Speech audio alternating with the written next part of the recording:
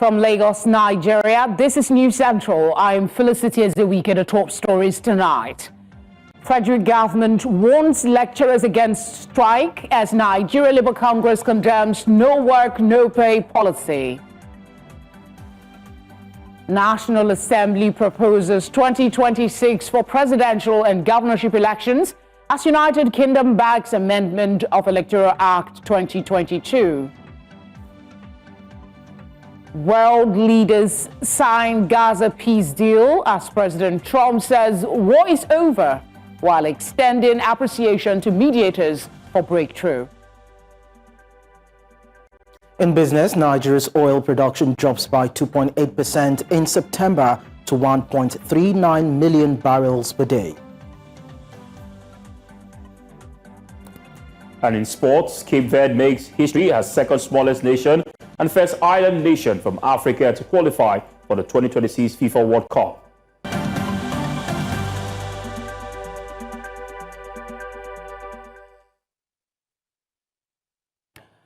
We'll begin tonight with the two-week nationwide industrial action by Nigerian university lecturers, which began today. Students across Nigerian universities appear to have resigned themselves to the reality of a two-week warning strike declared by the Academic Staff Union of Universities, ASU. At different institutions of learning, many students are calling for a swift resolution to the impasse, saying the disruption is taking a toll on their academic progress. News Centre's Victor Mbadike reports. Students uncertain about what lies ahead.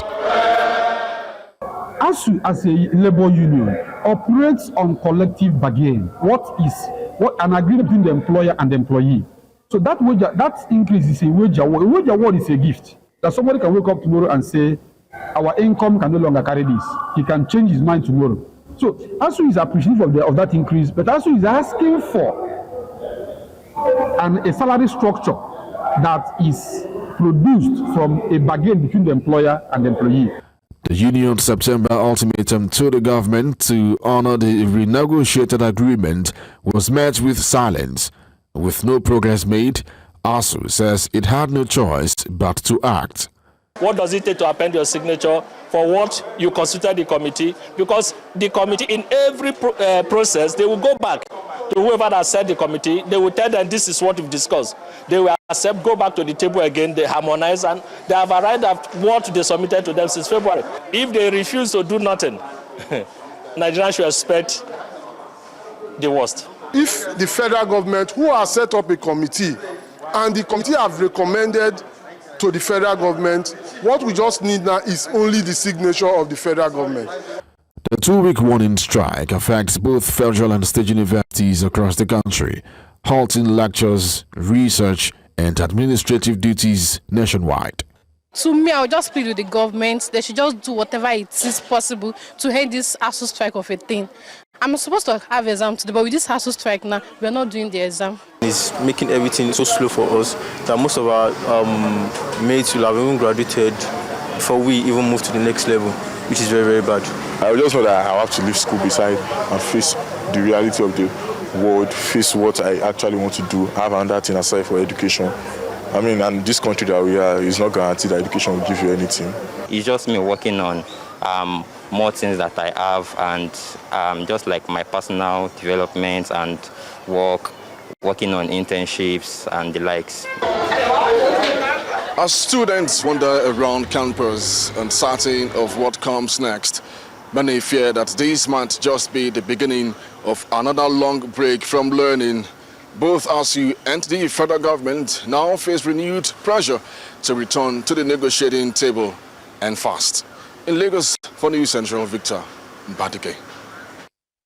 Meanwhile, the Nigerian Labour Congress has condemned the federal government's threat to apply the no work, no pay policy against striking university lecturers. NLC President Comrade Joe Ajero described the intimidation as futile, emphasizing that it will not resolve the ongoing crisis in public tertiary institutions. The warning strike by the Academic Staff Union of Universities is a legitimate response to the government's failure to honor agreements voluntarily reached with the union. The NLC expressed deep concern about chronic underfunding and the consistent refusal to implement signed agreements, which is undermining Nigeria's public education system and eroding confidence in its tertiary institutions. Let's get an overview of what today has been like across universities in Nigeria, in particular from Delta State. We're joined by my colleague, Austin Azu, who visited one of the universities to tell us the level of compliance and what he experienced. Austin, one of the respondents there, I wanted to see if I can paraphrase what it's not guaranteed that education will give you anything in this country. Was that a sentiment you found in the school that you visited, and what was the compliance level?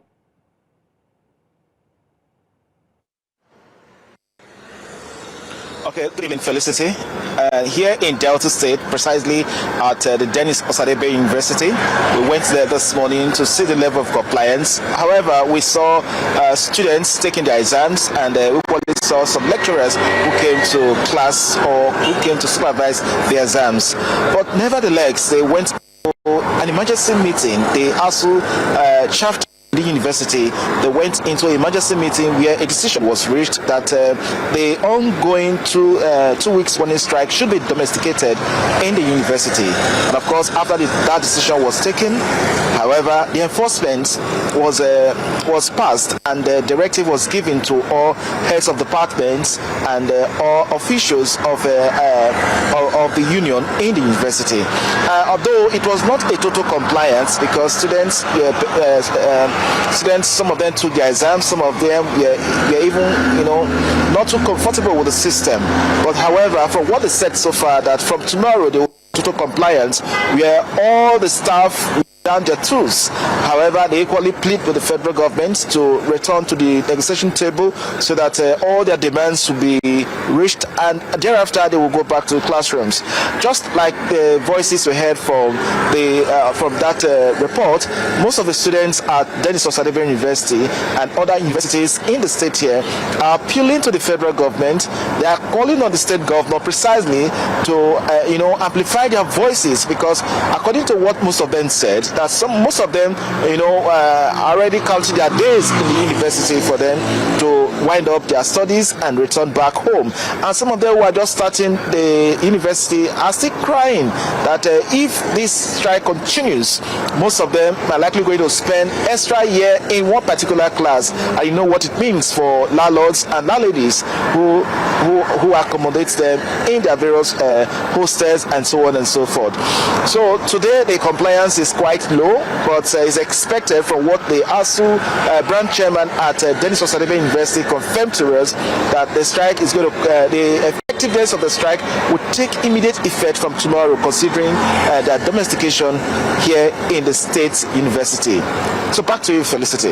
Yeah, I get that students are pretty concerned. I mean, parents must be, who knows what the emotions are, but did they tell you anything about where they're leaning to? Are they in support of the lecturers going on strike? What are they saying they want the government to do at this time? What was the sentiment that was prevalent among students? Hello?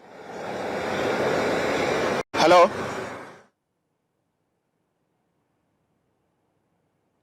Okay, Austin, I'm just trying to find out what the students are saying in terms of who they are leaning towards. Are they supporting the actions of the lecturers despite the price they have to pay in terms of their academics?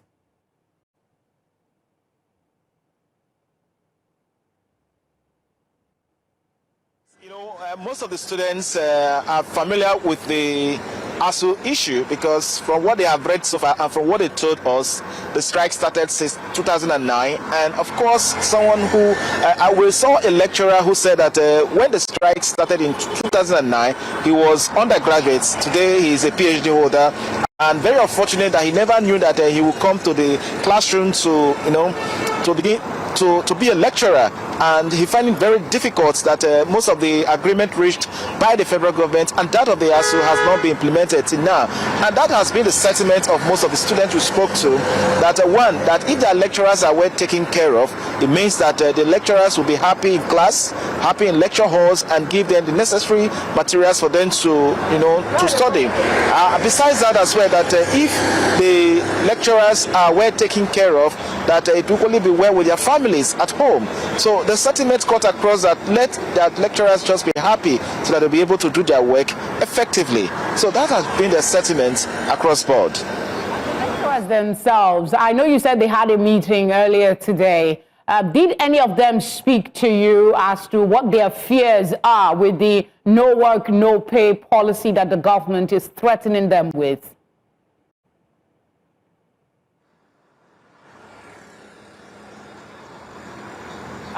Austin, if you can hear me, I'm asking about the lecturers themselves. Did they talk to you? What are their fears about the no work, no pay policy and the implementation that the federal government is insisting on?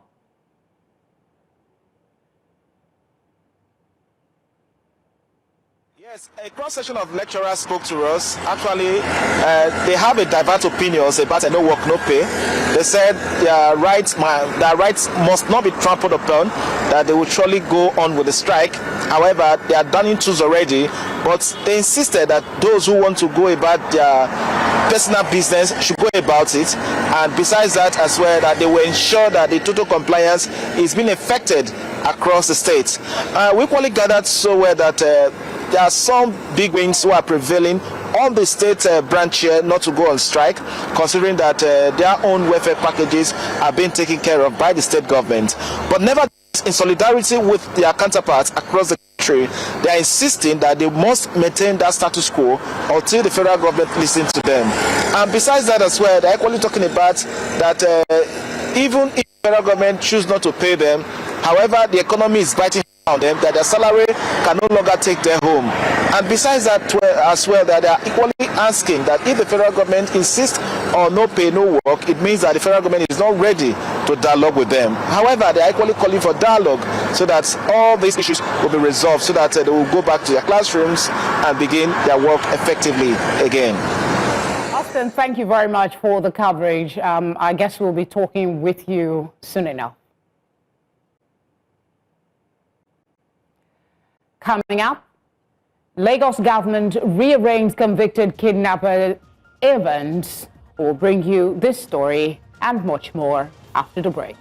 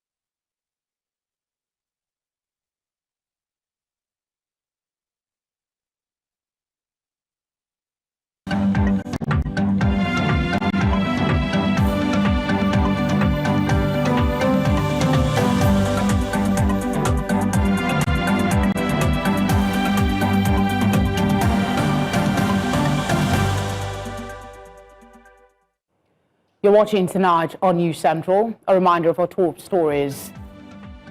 Federal government warns lecturers against strike as Nigeria Labour Congress condemns no work, no pay policy. National Assembly proposes 2026 for presidential and governorship elections as United Kingdom backs amendment of Electoral Act 2022. World leaders sign Gaza peace deal as President Trump says war is over, while extending appreciation to mediators for breakthrough. Now, ahead of the 2027 general elections, the National Assembly has proposed that presidential and governorship polls be conducted in November 2026 instead of the usual February or March of the election year. The proposal is contained in a draft amendment to the Electoral Act 2022, which were discussed on Monday during a one-day public hearing held by the Joint Committee on Electoral Matters, chaired by Senator Simon Lalong. With the expiration of the current administration fixed for May 29, 2027, this means that the next presidential and governorship elections would not likely take place around November 2026. Or most likely, take place around November 2026. Lawmakers say the amendment aims to allow sufficient time for the resolution of election disputes before winners are sworn in. Away from that, in a related development, the United Kingdom has expressed readiness to partner Nigeria in strengthening its democratic processes through the amendment of the Electoral Act 2022. Head of Development Cooperation, Foreign Commonwealth and Development Office, Cynthia Roy, made this known on Monday in Abuja at a public hearing organized by the Joint National Assembly Committee on Electoral Matters, chaired by Senator Simon Lalong. She said the UK was delighted to support Nigeria's homegrown efforts to deepen democracy and enhance the credibility of its elections. She identified several critical areas for reform, including campaign finance regulation, electoral offences, early voting, diaspora participation, and dispute resolution mechanisms. Now, away from that, and to one of our top stories tonight, Lagos State government has rearraigned Chukwudumeme Onwuamadike, popularly known as Evans, for allegedly killing 2 police officers. Evans was arraigned on Monday alongside Joseph Emeka before A.O. Ogala, the presiding judge, on a 5-count charge of murder, attempted murder, and kidnapping conspiracy. The duo pleaded not guilty to the charges. Evans and his co-defendant are in the custody of Kirikiri Maximum Centre following conviction in other matters. Evans and Emeka were standing trial before Oluwatoyin Taiwo, a judge before her retirement. They were accused of killing Peter Nweke and Chijioke Ngozi on August 27, 2013 in the Festac area of Lagos. They were also charged with the attempted kidnapping of Vincent Obianodo, chairman of Young Shall Grow Motors. The case was eventually transferred to another judge. Evans had also sought a plea bargain with the prosecution at some point. A memorial service has been held for Somtochukwu Maduagu, an Arise TV news journalist who died in a rather tragic situation following an armed robbery incident. The gathering honored her unwavering commitments to journalism and celebrated her life as colleagues, family, and friends came together, united in their grief to pay their respects for the late journalist. Many commended her dedication to the job and the profound impact she had on those around her. In this moment of sadness, I just want us to be rest assured that Somi was actually someone who was very rich in hope. Because every time I saw her in the newsroom, I knew she was a fighter. I mean, in one way or the other, from all that she had seen and all places she had come from, I could see that zeal. And when I got to Port Harcourt last week alongside with my DMD and some others, and we spoke with the parents, it was from there that I learned that the parents actually waited for about 5 years before they actually got her. So she came out fighting to be alive. And within the short period of time that she had, she fought till the end to ensure that young girls are given their voices in society. And I think that's where we're remembering her from. As we remember Chukwuku, let us recommit ourselves to upholding the values she embodied. That is integrity, resilience, and passion for storytelling. May her memory ignite a fire within us to pursue justice, promote truth, and amplify the voices of the voiceless. Her soul continue to rest in peace. To other stories now, the Dangote refinery has urged Nigerians to disregard allegations of executing a monopoly in the nation's petroleum sector, saying that those making the allegations are pushing an objective which aims at stifling the growth of the nation's oil and gas sector. The group chief strategy officer of the company, while speaking during the ongoing Downstream Petroleum Week, organized by the House of Representatives Committee on Downstream Petroleum Resources in Abuja, says that while many investors choose to invest outside the country, the group put their faith in Nigeria's economy, investing in the nation's oil and gas sector. With the means to build industries, choose instead to invest abroad, criticizing from afar while adding little value to Nigeria's real economy. We have chosen differently. We have chosen to bet on Nigeria. We have chosen to build here, to employ here, to produce here. So let us not use the cry of monopoly to stifle growth. No one is prevented from investing. We welcome others to build their own refineries, and we will offer support in whatever way we can. What we must not do is to allow dumping to destroy our manufacturing base. With the current status of the sector, no one will be incentivized to invest. Those who have started have actually begun to slow down because they're seeing what is happening in the sector. Nigeria's security, intelligence and enforcement agencies have reported major gains in the fight against terrorism, banditry, smuggling and drug trafficking for the month of September. The details were released at the monthly National Joint Security Press Briefing coordinated by the National Orientation Agency. The report says that the armed forces conducted 196 operations nationwide, neutralizing insurgents, rescuing 76 kidnapped victims, and securing the surrender of 30 terrorists with their families. They also dismantled 37 criminal gangs and recovered 250 million naira in illicit funds, along with 212 firearms. Through sharper and intelligence-led operations, and also to scale up in collaboration by deepening coordination with local government, traditional institutions, and civil society groups. Achieving long-term security will depend not only on agency performance, but also on citizen participation, media responsibility, and institutional accountability. For the tint permit, we made a statement a few days back where we made it clear that irrespective or despite the fact that there is no court order stopping the enforcement of the tint permit, out of consideration for Nigerians and out of respect for the Nigeria Bar Association after their visit to the police headquarters, the Inspector General of Police, IGP instructed officers and men of the force to put enforcement on hold pending the outcome of the hearing that's coming up on October 16th, just a few days from now.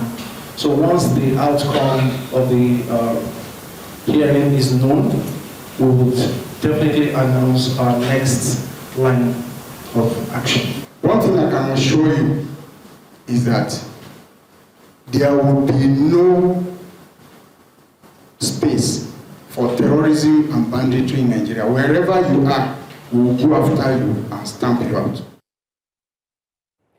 As the world continues to commemorate the International Day of the Girl Child, conversations are once again shifting towards empowering girls to lead change in their communities.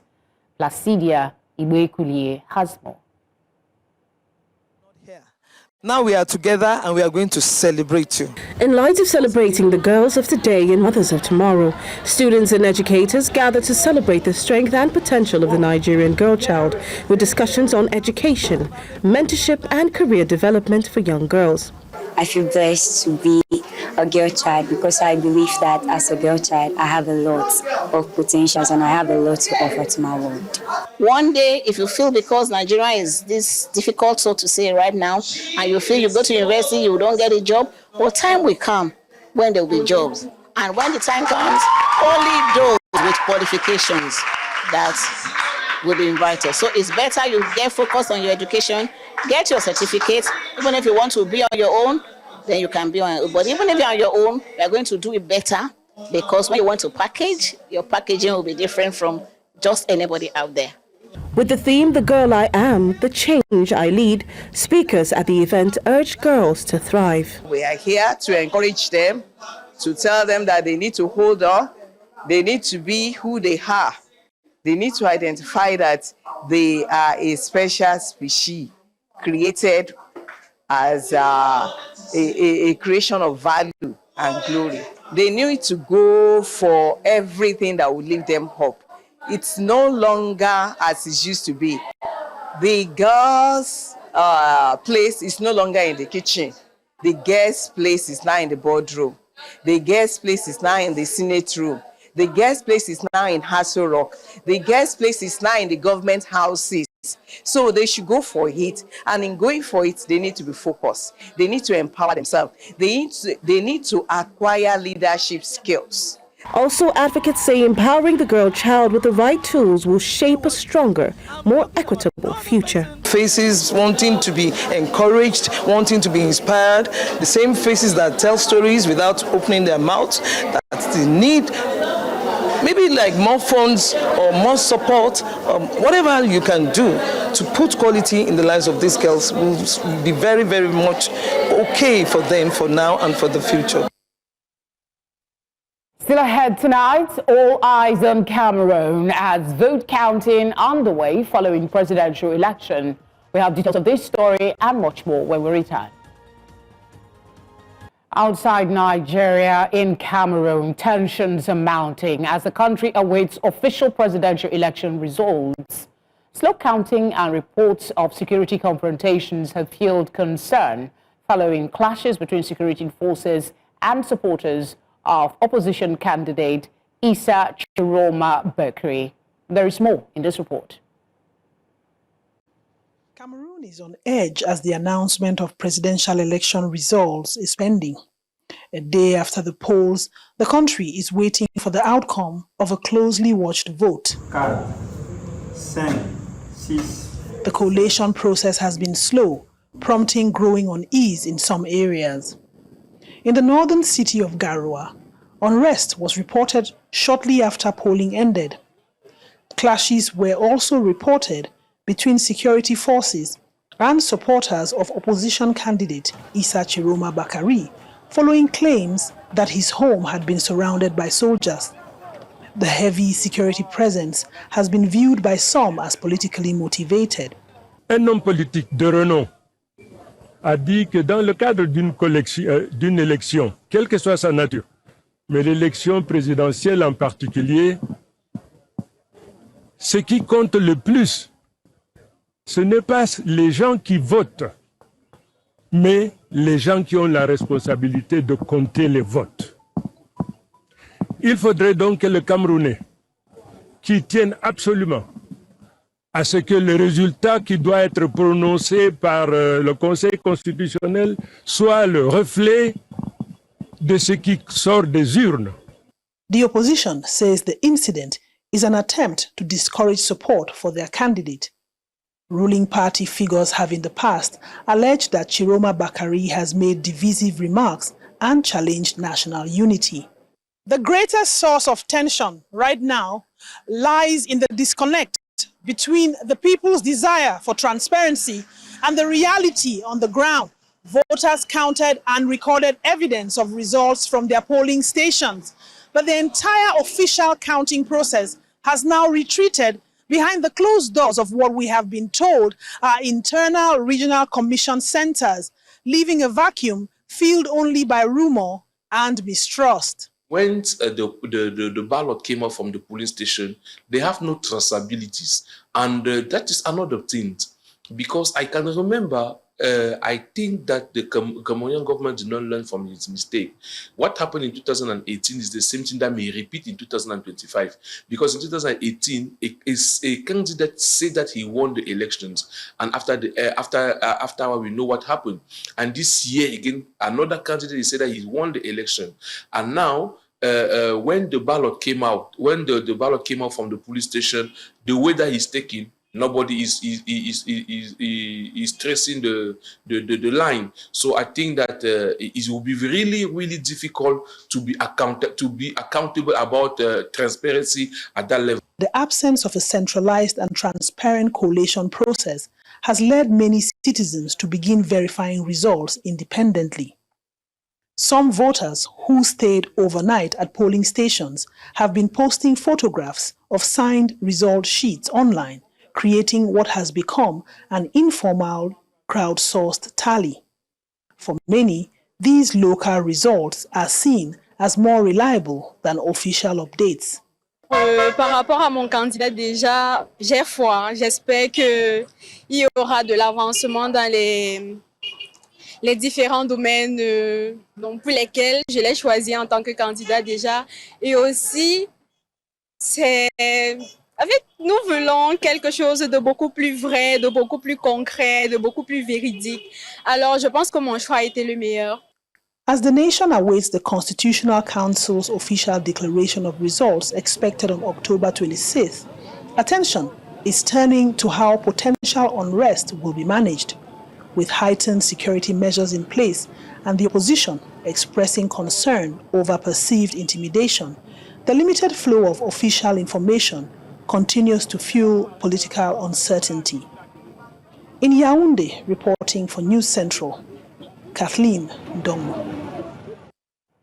Let's turn to an international journalist and global affairs analyst, Tamzaka Zui, to help us look at the presidential election in Cameroon and Paul Biya's cliches counting underway. Thank you for being here.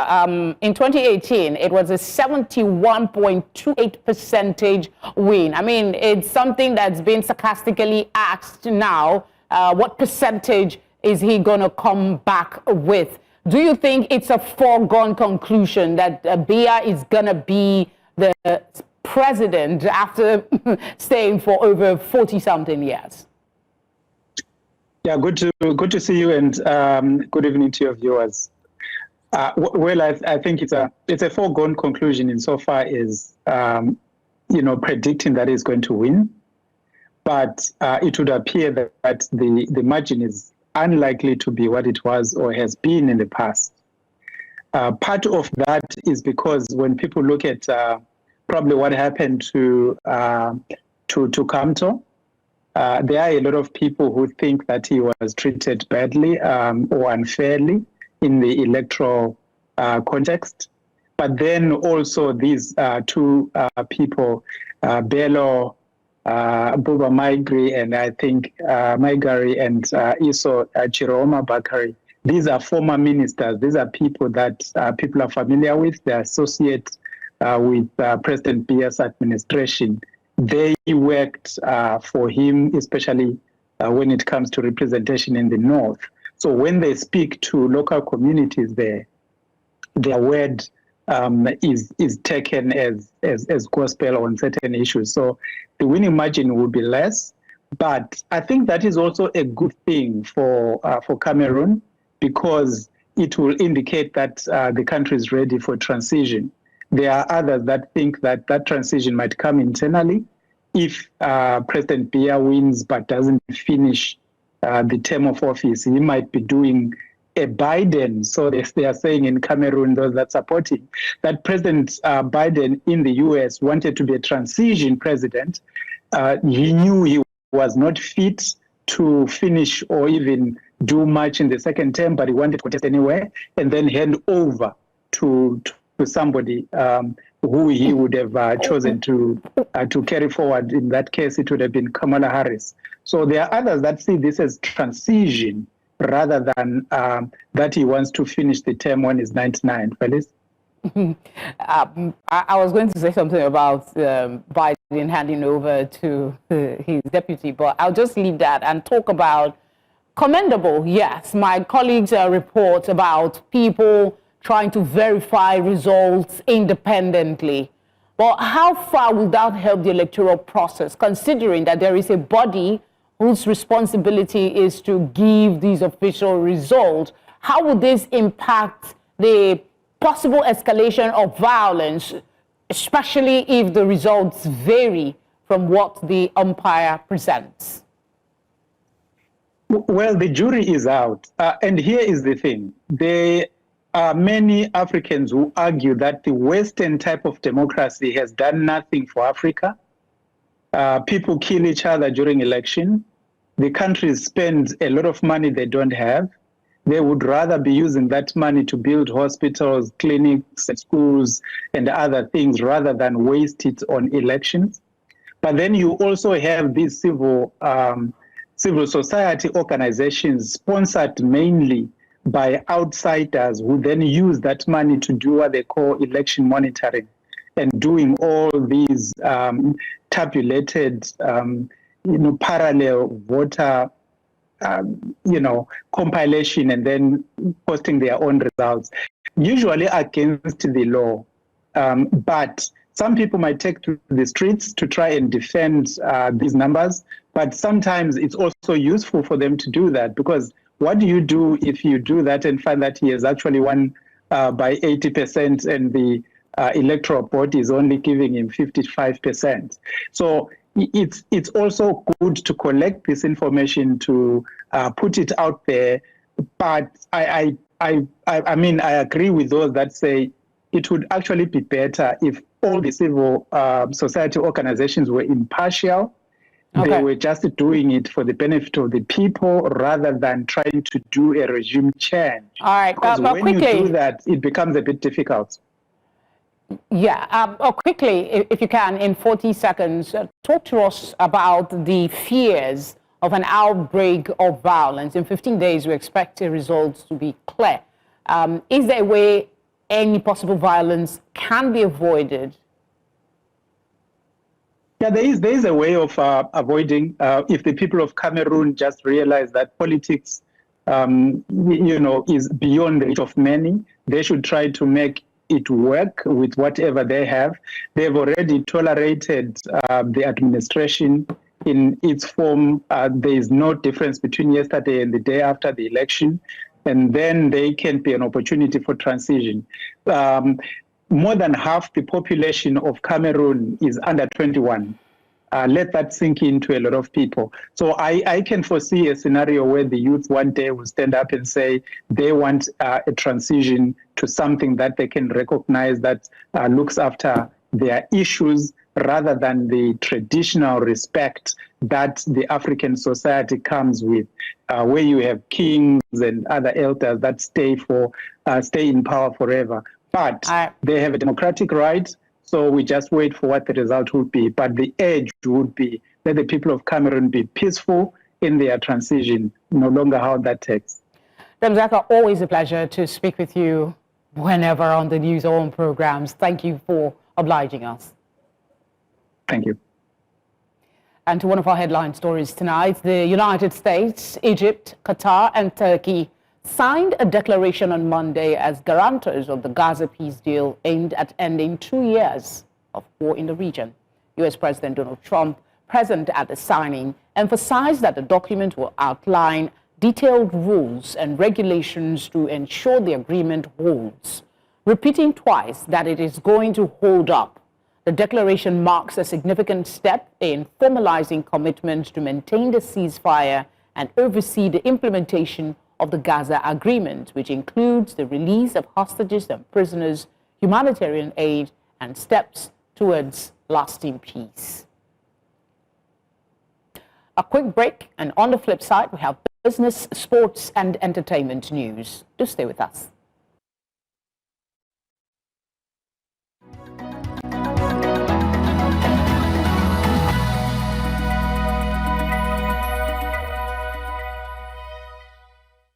Talking business now, Nigeria's crude oil production declined by 2.8% to 1.39 million barrels per day in September, according to the Organization of Petroleum Exporting Countries, OPEC. The figure, based on direct communication with Nigerian authorities, dropped from 1.43 million barrels per day in August, marking the second consecutive monthly fall. Despite the decline, Nigeria retained its position as Africa's top oil producer, slightly ahead of Libya's 1.36 million barrels per day. OPEC noted that the output remains below Nigeria's 1.5 million barrels per day production quota. Away from that, the federal government's debt to electricity generation companies has risen to 1.05 trillion naira in the first half of 2025, according to the Nigerian Electricity Regulatory Commission. Next quarter 2 2025 report shows subsidy obligations of 514.35 billion naira in quarter 2 and 536.40 billion naira in quarter 1. Driven by the absence of cost-reflective tariffs. And despite a slight 4.22% drop in energy offtake by discos, the report warns that the open-ended subsidy regime continues to expose the government to rising fiscal risks amid a proposed 4 trillion naira bond for legacy debts.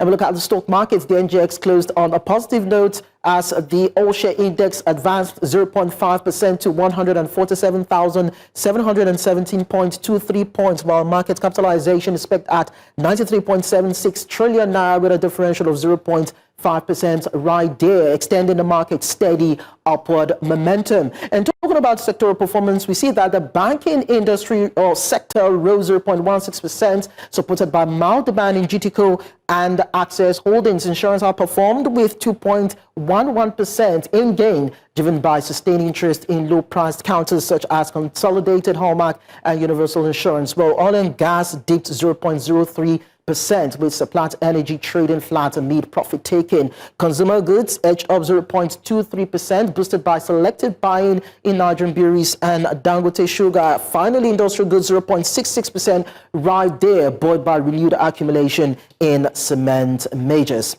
That's it on business. I am Lekon Onobanjo. We'll bring you sports in a bit.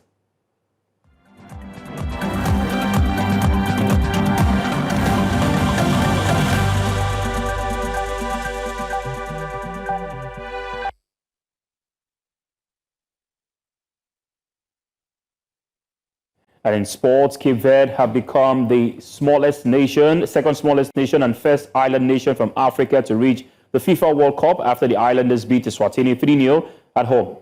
Now, victory meant the Blue Sharks secured top spot in their qualifying group and a place at the 2026 finals ahead of continental heavyweights Cameroon. Cape Verde have punched above their weight in the African Cup of Nations in recent years, reaching the quarterfinals on their debut in 2013 and again in 2023, and currently sits 70th in the world rankings. Iceland, who featured at the 2014 World Cup in Brazil, is the only country with a smaller population to qualify for the global showpiece. Meanwhile, the Super Eagles of Nigeria will battle the Cheetahs of Benin Republic in a must-win Group C match in the CAF qualifiers for the 2026 FIFA World Cup. Nigeria must beat Benin Republic and hope South Africa fail to defeat Rwanda in Esperate in order to qualify for next year's global showpiece. Super Eagles coach Eric Child and his Beninois counterpart, Gennett Rohr, spoke to the media today in a customary pre-match press conference.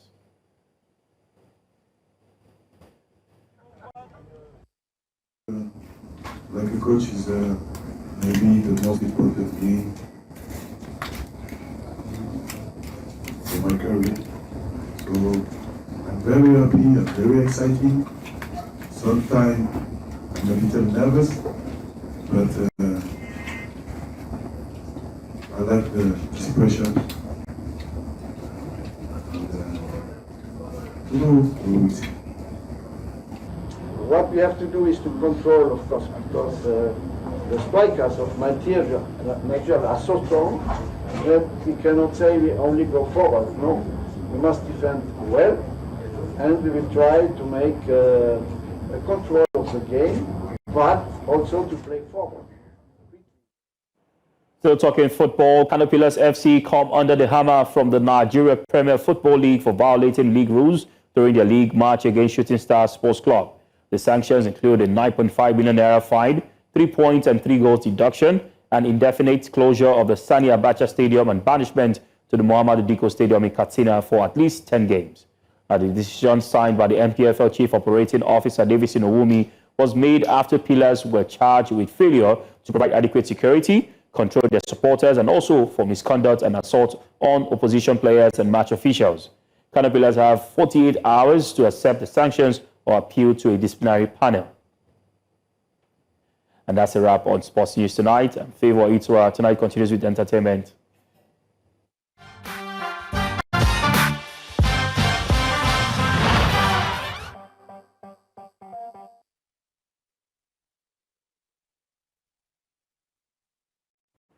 Sam Dandy is here with the latest entertainment news. Hi, Sam.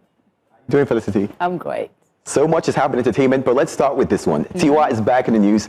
She has officially submitted 7 entries from her new album, This One Is Personal, for the 2026 Grammys. The album, which she describes as her most vulnerable work yet, blends Afrobeats, R&B, and personal storytelling with minimal features. I mean, there's Skepta, Taves, and James Fauntleroy only on the project. So every track gets a spotlight. Now, if any of her submissions translate into official nominations at the 2026 Grammys, it would mark another groundbreaking moment for both Tiwa Savage and African music at large, further solidifying her place as one of continent's most powerful global ambassadors.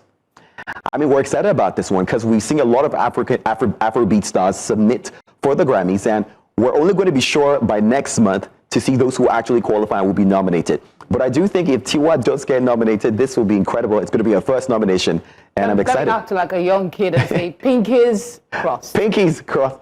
I mean, so many people have, of course, submitted, from Wizkid to Ira Star, and Davido is now a recording member, voting member, so maybe that would play a part in this. Let's move from that one. Akon is in the news, and from what we hear, well, Akon's wife, Emeka, has filed for divorce after 29 years of marriage, and she's demanding a jaw-dropping 100 million euros settlement. Now, the filing claims she played a key role in building his business empire and wants recognition and support accordingly. Meanwhile, court documents reportedly reveal that Akon's personal account shows only about $10,000, stirring speculations that much of his wealth might be held under a different name or assets. Akon hasn't publicly responded to the claims, but when he does, you'll be the first to know. This is a bit interesting because only $10,000? I don't know this thing about marriages these days.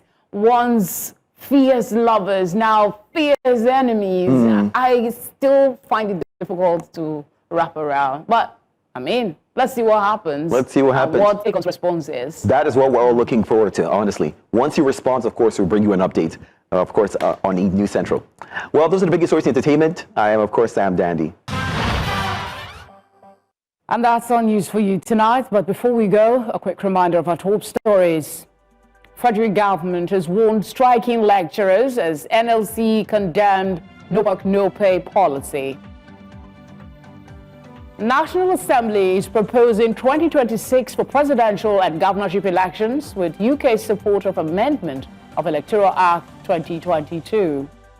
We also told you that world leaders have signed Gaza peace deal as President Trump expresses gratitude to mediators for the breakthrough. As always, we would appreciate your feedback and eyewitness report. Do share them using the phone number being displayed now on your screen. You can follow us on all social media platforms at News Central TV, or you could choose to watch us live on DSTV channel 422, GoTV channel 23, Star Times channel 274, Avo TV, and live on YouTube. Many thanks for watching. Have a good night.